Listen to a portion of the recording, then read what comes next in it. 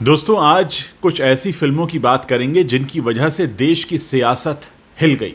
जी हां, 70 के दशक में ऐसी कई फिल्में रिलीज हुई जिन पर सरकार को बैन लगाना पड़ा और बैन लगाने के बावजूद इन फिल्मों में दिखाए गए कुछ दृश्य, कुछ कहानियां ऐसे थे जिसकी वजह से सरकार को काफ़ी परेशानी हुई। अभी हाल ही की बात करें तो 2019 के पहले पीएम नरेंद्र मोदी नाम की एक फिल्म इलेक्शन से पहले रिलीज हो रही थी। बाद में चुनाव आयोग को उस पर रोक लगानी पड़ी। तो आइए आपको बॉलीवुड में पीछे लेकर चलते हैं और उन फिल्मों के बारे में बताते हैं जिन्होंने समय समय पर सरकार को हिलाने का काम किया। इस सिलसिले में पहले बात करते हैं साल 1975 में आई फिल्म किस्सा कुर्सी का की। ये फिल्म इमरजेंसी के दौरान आई थी, इस पर इसीलिए बैन लगा। बाद में इसके सारे प्रिंट जला दिए गए।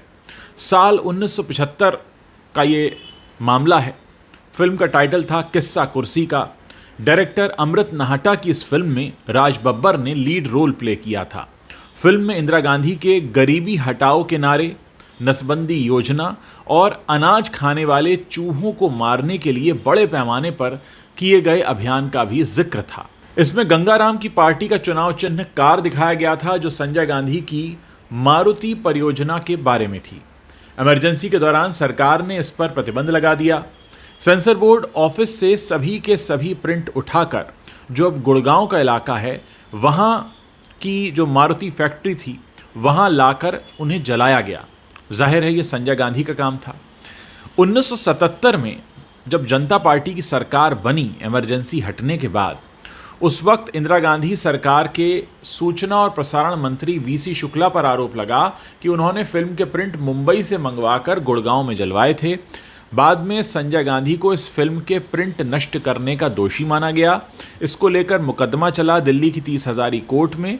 संजय गांधी पर गवाहों पर दबाव डालने का भी आरोप लगा। सुप्रीम कोर्ट ने संजय गांधी की जमानत रद्द करते हुए उन्हें 1 महीने के लिए तिहाड़ जेल भेज दिया।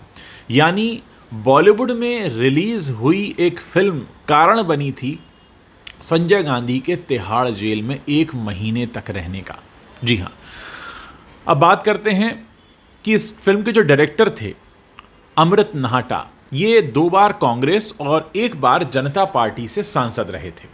मामला ये था कि ये 1962 में कांग्रेस में शामिल हुए और 1967 में इन्होंने राजस्थान की बाड़मेर सीट से लोकसभा का चुनाव जीता, ये सांसद बन गए। इसी सीट पर वो 1971 में फिर से सांसद चुने गए। तब उन्होंने राजस्थान के दिग्गज नेता भैरों सिंह शेखावत को हराया था। अमृत नाहटा 1977 के चुनाव में कांग्रेस छोड़कर जनता पार्टी में आ गए और इसके बाद वो पाली से लोकसभा सांसद बने। अब बात करते हैं फिल्म आंधी की। आंधी के गाने आज भी सुने जाते हैं, लेकिन आंधी नाम की ये जो फिल्म थी ये राजनीति में भी आंधी लेकर आई थी। ये साल था 1975 का। उस वक्त राइटर डायरेक्टर गुलजार की फिल्म आंधी भी सियासी गलियारों में खूब चर्चा में रही। मीडिया रिपोर्ट्स में दावा किया गया कि फिल्म तत्कालीन प्रधानमंत्री इंदिरा गांधी और उनके पति फिरोज गांधी के रिश्तों पर बनी है। इस फिल्म में संजीव कुमार और सुचित्रा सेन लीड रोल में थे। फिल्म की कहानी में सुचित्रा सेन गुपचुप तरीके से संजीव कुमार से शादी कर लेती हैं। बाद में आपसी कलह की वजह से वो पति और बच्चों को छोड़कर चली जाती हैं और एक कामयाब नेता बन जाती हैं। कई सालों के बाद उनकी मुलाकात वापस अपने पति से होती है। दोनों छिप कर मिलते हैं, लेकिन उनकी तस्वीरें उस वक्त वायरल हो जाती हैं, यानी सबको मिल जाती हैं। विपक्ष सुचित्रा की छवि धूमिल करने की कोशिश करता है। इसके बाद वो रैली में जाकर कहती हैं देश की सेवा के लिए उन्होंने अपने पति और बच्चों को छोड़ दिया था। फिल्म के अंत में सुचित्रा को चुनाव जीतते हुए दिखाया जाता है। इमरजेंसी के दौरान सरकार ने इस फिल्म के रिलीज होने के कुछ ही महीनों बाद इस पर बैन लगा दिया था। हालांकि 1977 में कांग्रेस की हार के बाद जनता पार्टी की सरकार ने इस फिल्म पर लगा बैन हटा दिया। ये फिल्म बाद में दूरदर्शन पर भी दिखाई गई। अब बात करते हैं, एक फिल्म आई थी राजनीति। रणबीर कपूर, कटरीना कैफ इसमें थे और कहा यह गया कि कटरीना कैफ का जो लुक था इसमें वो एक तरह से सोनिया गांधी के लुक को दिखाता हुआ था। साल 2010 का था। डायरेक्टर प्रकाश झा की फिल्म राजनीति को सेंसर बोर्ड ने रिजेक्ट कर दिया। मीडिया रिपोर्ट्स में उस वक्त ये दावा किया गया कि फिल्म के किरदार नेताओं की निजी जिंदगी से लिए गए थे।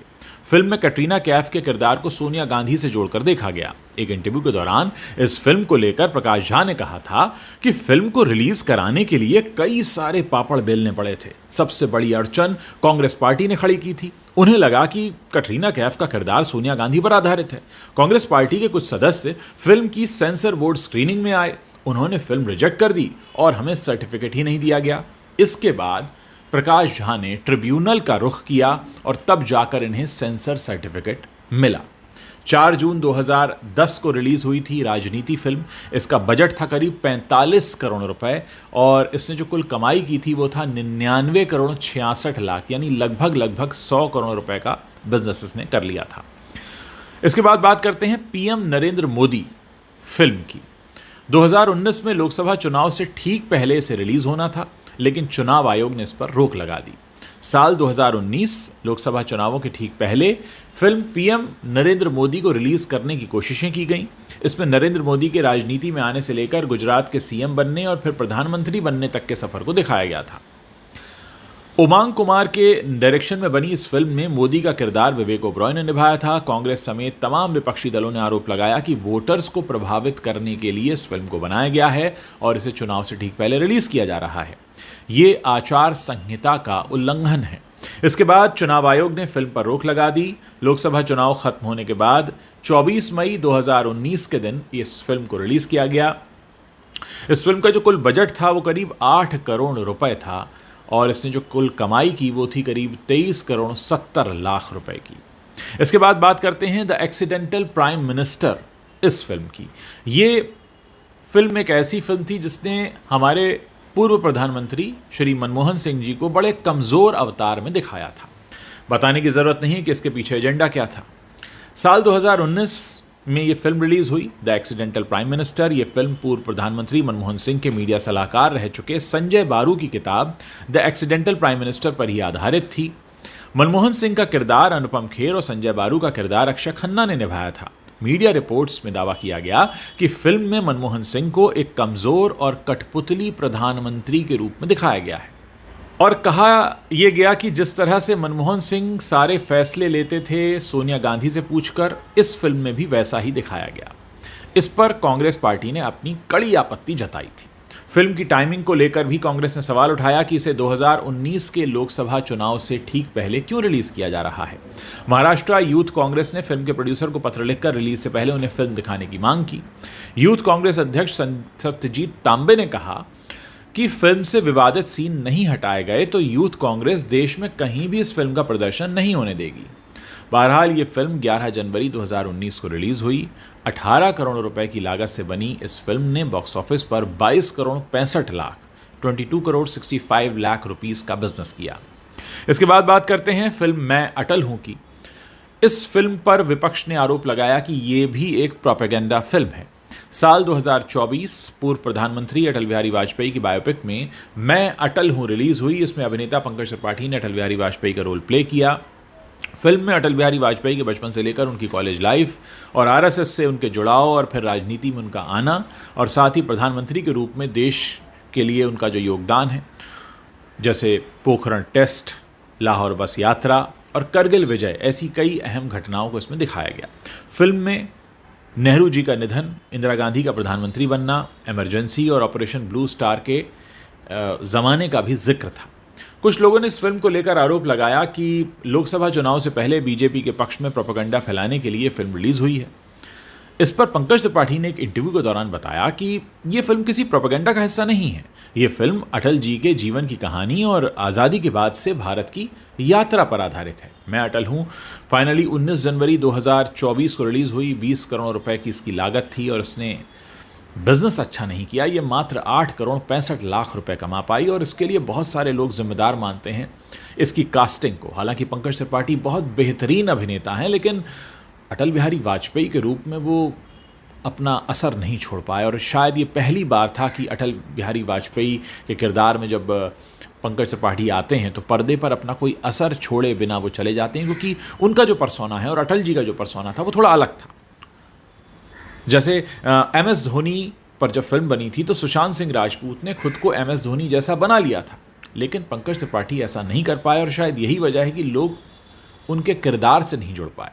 और एक एक्टर उस वक्त फेल हो जाता है जब उसके किरदार से लोग नहीं जुड़ पाते हैं। तो यही मैं अटल हूँ के साथ हुआ। इसके बाद बात करेंगे आर्टिकल 370 की। बहुत सारे लोगों ने कहा कि आर्टिकल 370 जो है ये पूरी तरह से प्रोपेगेंडा फिल्म है और चुनाव से पहले वोटर्स को लुभाने के लिए इसे रिलीज किया जा रहा है। इसमें केंद्र सरकार के 2019 में जम्मू कश्मीर को विशेष राज्य का दर्जा देने वाले आर्टिकल 370 को हटाने और उसकी स्ट्रैटेजी को दिखाया गया। इसमें लोकसभा और राज्यसभा की उन घटनाओं का भी जिक्र किया गया जो 2019 में इस आर्टिकल को खत्म करने की चर्चा के दौरान हुई थी। विपक्ष ने इस फिल्म को भी प्रोपेगेंडा फिल्म करार दे दिया।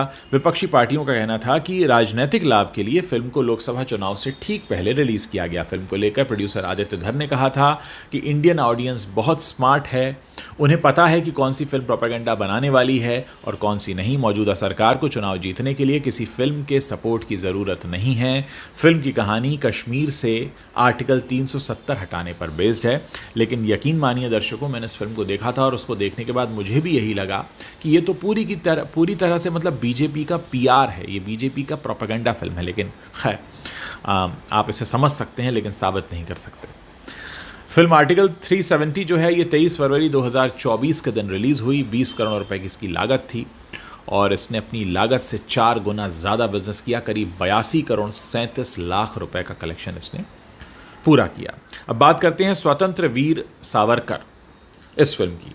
ये फिल्म अभी कुछ हफ्ते पहले ही आई थी, 22 मार्च को, इसी साल 2024 के दिन।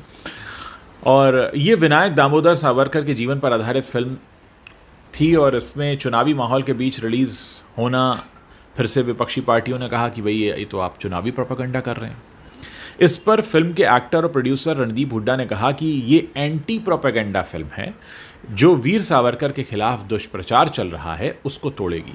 मैंने घर बेचकर ये फिल्म बनाई है। जिस पार्टी से लोग इस फिल्म को जोड़ रहे हैं उसे चुनाव जीतने के लिए मेरी फिल्म की ज़रूरत नहीं है, ये भी कहा गया। तो 22 मार्च 2024 के दिन रिलीज़ हुई ये फिल्म 20 करोड़ रुपए के बजट में बनी थी, लेकिन अपने बजट से मात्र 3 करोड़ 95 लाख रुपए ही ज़्यादा कमा पाई। यानी जगह 23 करोड़ 99 लाख रुपए के आसपास इसने कमाई की। कंगना रनौत की फिल्म इमरजेंसी की बात करें, जो अभी रिलीज़ होने वाली है, अभी हुई नहीं है, उसकी रिलीज़ को इसलिए टाला गया क्योंकि कंगना रनौत का करियर लगातार नीचे जा रहा था और कंगना को ये लगा कि तेजस जितनी बुरी तरह फ्लॉप हुई है, अगर इसके तुरंत बाद मेरी कोई और फिल्म आ जाती है तो वो भी फ्लॉप हो जाएगी। और इधर कंगना रनौत जो है वो चुनाव में खड़े होने का फैसला कर चुकी थी, इसलिए उन्होंने इसकी रिलीज़ डेट को चुनाव के बाद 14 जून तक आगे कर दिया है। तो बहरहाल 24 नवंबर 2023 को रिलीज़ होने वाली इमरजेंसी अब जून 2024 में रिलीज़ होगी। और कहा यह जा रहा था कि कंगना रनौत क्योंकि चुनाव लड़ रही हैं तो कहीं ऐसा ना हो कि अपने चुनाव को प्रभावित करने का आरोप इन पर लग जाए, इसलिए इसको आगे बढ़ा दिया। तो कुल मिलाकर कहा यह जाता है कि समय समय पर बॉलीवुड ने देश की राजनीति को प्रभावित किया है। दोस्तों, बॉलीवुड ने देश की राजनीति को इसलिए भी प्रभावित किया है क्योंकि बॉलीवुड लोगों के मन में बसता है। जो कहानियाँ लोगों के दिलों तक जाती हैं वो उनकी सोच पर असर करती हैं, उनकी मानसिकता बदलती हैं, उनके विचारों को बदलती हैं और फिर एक बड़ा परिवर्तन देखने को मिलता है। तो ये जिन फिल्मों की हमने बात की, अगर आप इन फिल्मों के बारे में अपनी कोई राय रखते हैं, कुछ कहना चाहते हैं, तो मेरे इस वीडियो के नीचे कमेंट सेक्शन में पोस्ट कर सकते हैं। मुझे इंतज़ार रहेगा आप लोगों के कमेंट्स पढ़ने का।